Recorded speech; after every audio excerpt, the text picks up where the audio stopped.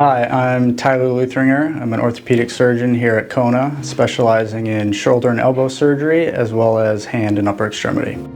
I would say my approach to shoulder arthritis is very patient-specific, from the first time that I meet them all the way through the end of their treatment course.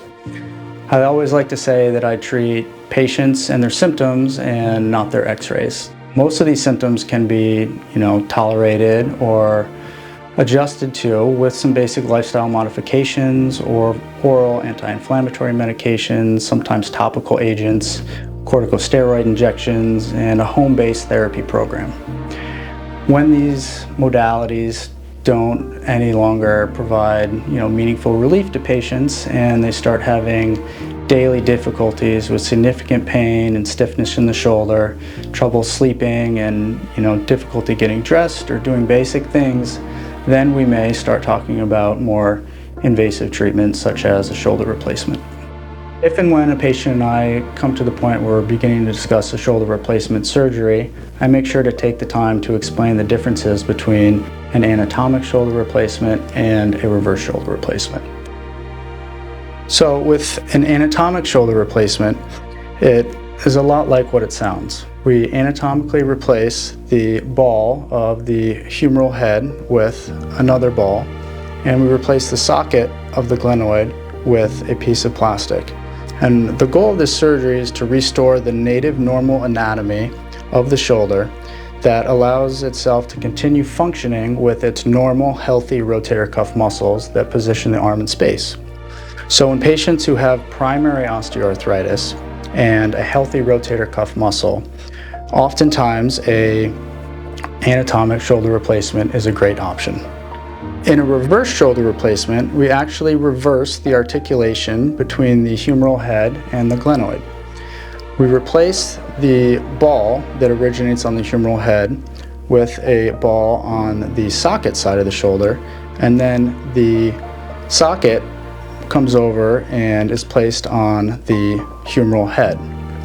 And classically, reverse shoulder replacement is performed for patients who have arthritis but also have concomitant rotator cuff disease, because the biomechanics of the reverse shoulder replacement construct allows the shoulder to be powered by the deltoid. Now, there are also some other indications in which a reverse shoulder replacement is a great option for patients.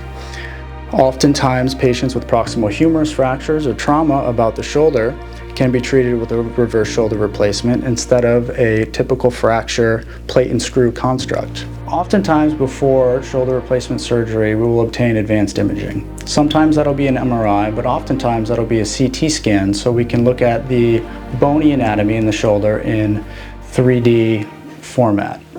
And with these preoperative CT scans, and we now have the ability to upload these into computer programs and actually perform a patient's surgery on the computer and choose the position and the size of their implants before we ever even enter the operating room. In certain cases, when the bony deformity is severe, we may even get a patient-specific guide or model where we have custom 3D printed guides in the OR that are sterilized and specific to the patient's anatomy that help us to execute our preoperative plan on that computer software program in the actual patient.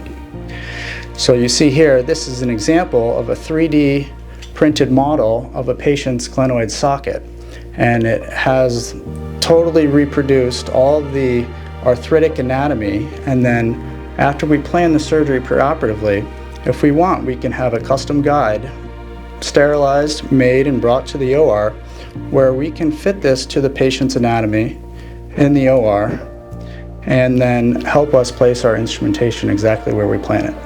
And then when it comes time to actually planning and scheduling the surgical procedure, I have a conversation with each patient. We talk about their medical comorbidities, their comfort level, and their social support system at home, and then we will either plan for surgery at a hospital with a 23-hour observation period afterwards, or some patients elect to move forward with surgery at an outpatient surgery center.